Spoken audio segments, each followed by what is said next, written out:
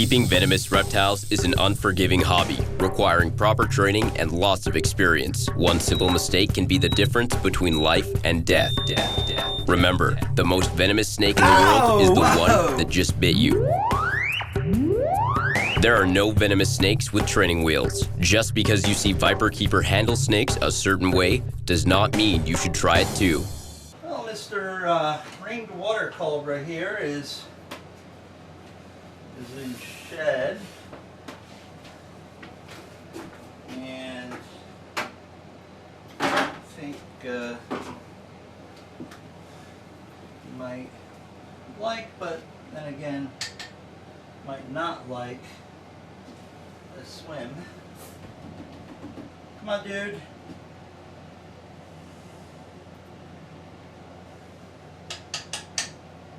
Hello.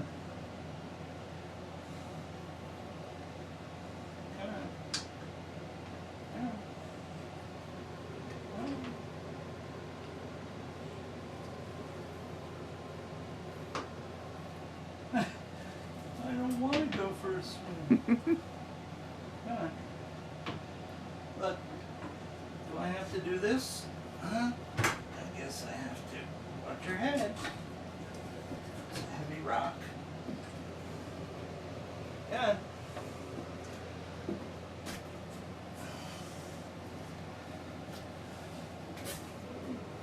I don't realize cobras.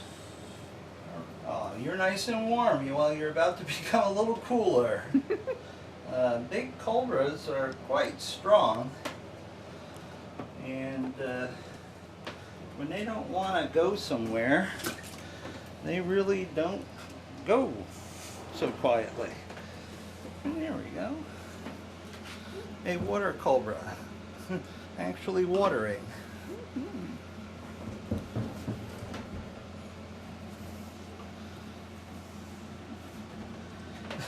It's not quite like putting another tropical snake who's, you know, obviously around a lot of water, Miss Pogo.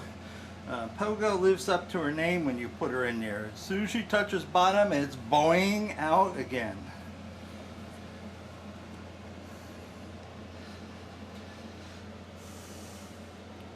Well, there's really not very far for you to go, but it's nice because you don't often get a swim. Huh?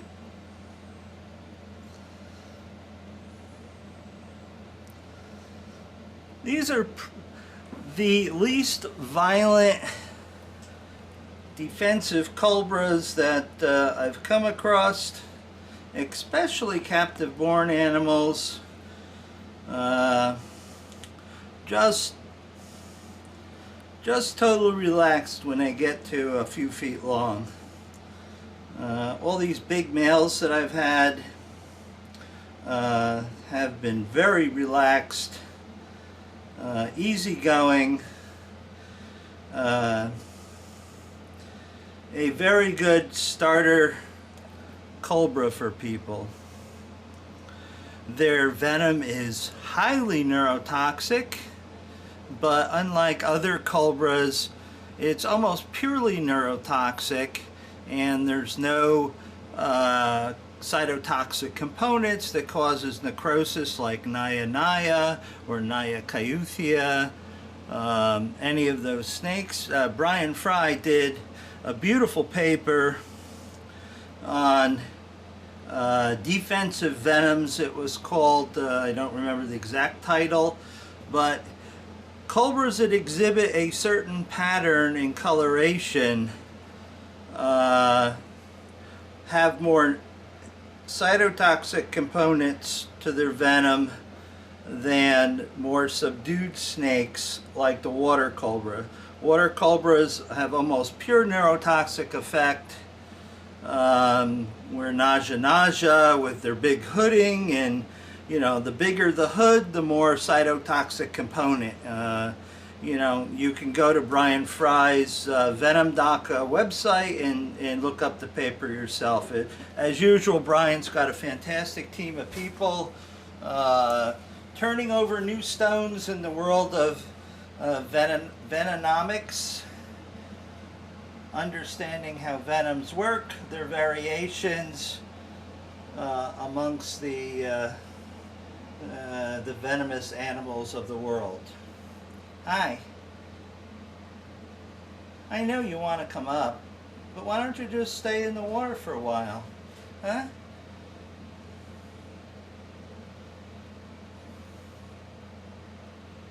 I'd really like you to sort of take a drink. I think we're going to leave him in here for a little while, put the lid on. Maybe the darkness will let him settle a little bit, and I'll fetch him and put him back in his cage in a little while. While he's out, I might even change the substrate. Well, I changed the substrate in his cage, cleaned his water dish, cleaned the windows, and it's time to put him back. Hopefully he's, well, almost relaxed. Hey dude, you done with your swim, huh? Come on. Come on. There you go. Good guy. Here you go. He's generally a no-drama snake. Come on, bud. Like I said, if these were more available and people had anti-venom, South African polyvalent works just perfectly on them.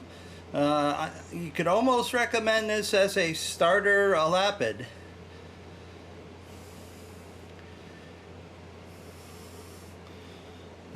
They can be assholes, but generally they're pretty relaxed critters. Come on, go on in. It's all nice and clean. You can apply some poop to it now and make it your own again. Now this guy is, we're very careful about locking the glass because he has pushed it open in the past.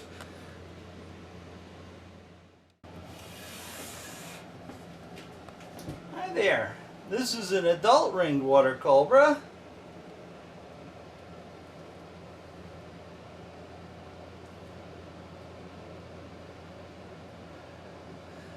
Now he's a happy camper, but he's a very slow feeder. He'll sit with that in his mouth for a little while and not do anything. So by the time I work my way around, he's finished. I'm usually out of food items because everybody else got something and he didn't get his second one. So too bad for him. Okay, so we're going to move the ringed water cobras. I've got 3 youngsters here. One is of fair size. This, I believe, is a male. Get it so it's not getting glare. There we go. He is a rather eager feeder, as most water cobras are once you get them started. These are still a little bit afraid of me.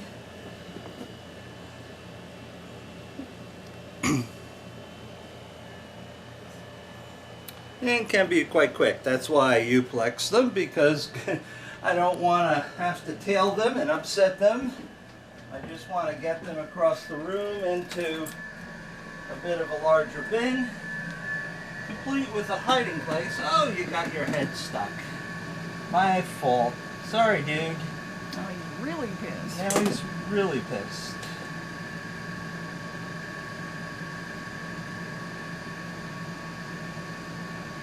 I'm going to back off because you're going to need room to maneuver with him like Give that. me the glove off the back of the door, please. That's where it is, yes.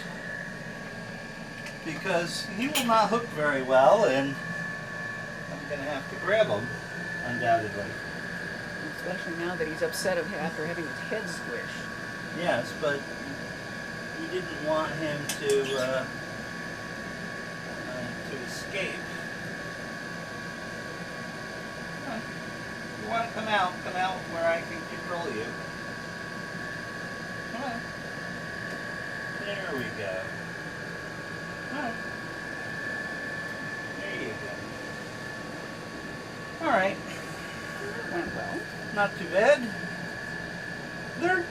They're generally pretty, you know, meek and mild, and quite amenable. If they weren't so bloody toxic, I would call them a very good starter cobra. They're just not terribly plentiful in the U.S.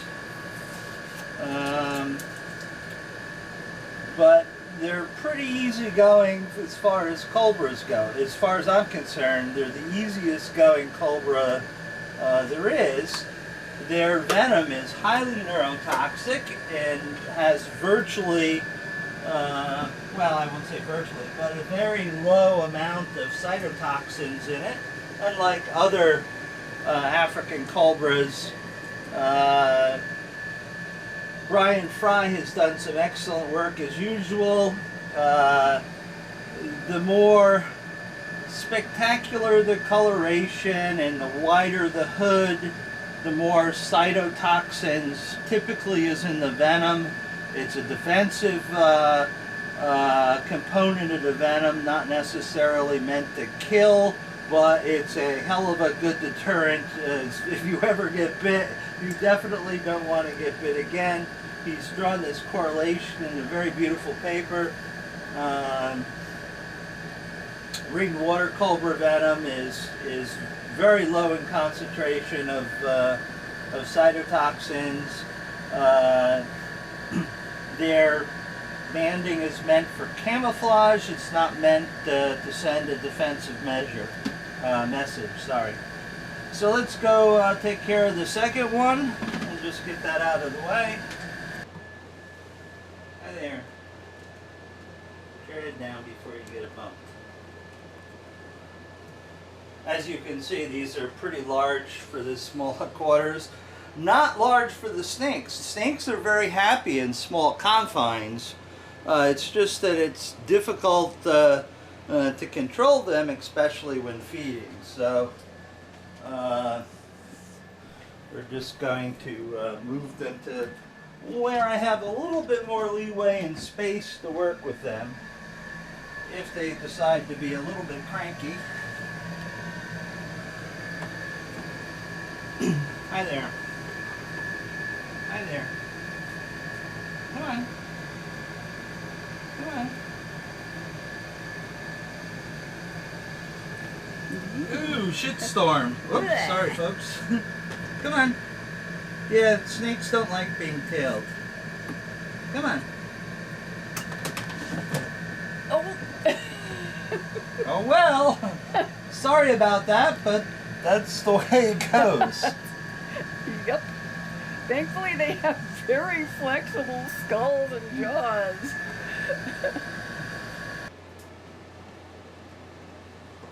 Okay. Oh, you shed even. Hello.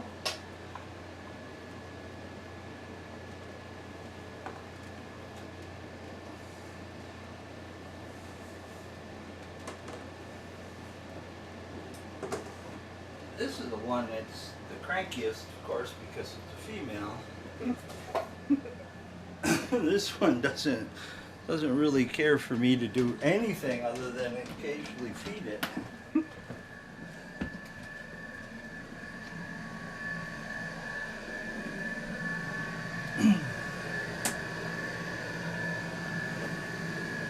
Now, learning from my previous mistake of tailing it and setting off the crap storm, I'm going to use the hook and the glove in this way. She really won't know that I have my hands on her and assaulting her in any way, shape, or form. Come on.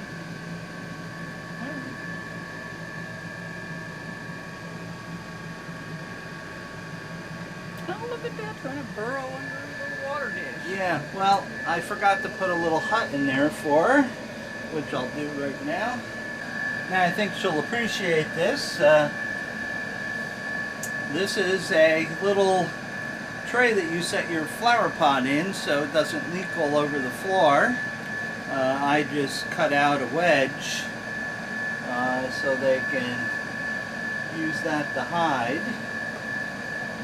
And we'll put that in here. And this way she has a place to crawl that's even more secluded than her bin. Okay, so that's for those. Just have to move the label. Don't tear it in half.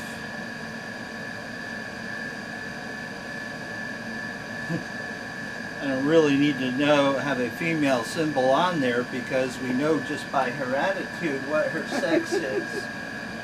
The males are quite kicked back compared to females.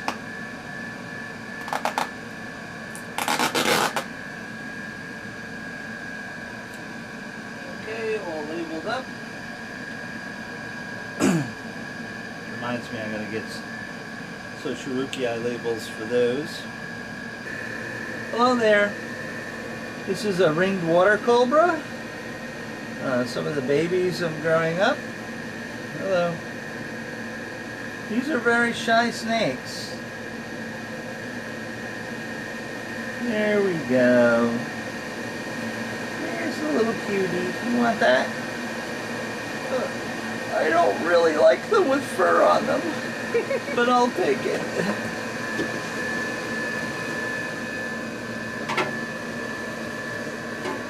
You have another customer up here looking very hopeful. Oh yes, yes. She actually, we should take her out and have a look at that bump. Oh, you were coming way out. Huh? You were anticipating Mr. Mouse. Come on.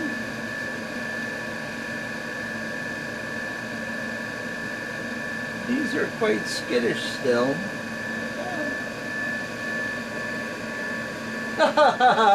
There you go. You know, it's funny. I mean, your natural instincts really control what goes on. You know, I've never harmed any of them, been very gentle and kind to them. They're really standoffish, whereas Mr. Milos is like, give me those freaking mice. Hi, you want something to eat?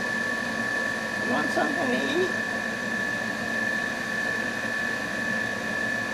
Here we go, we're hungry, huh? We're hungry.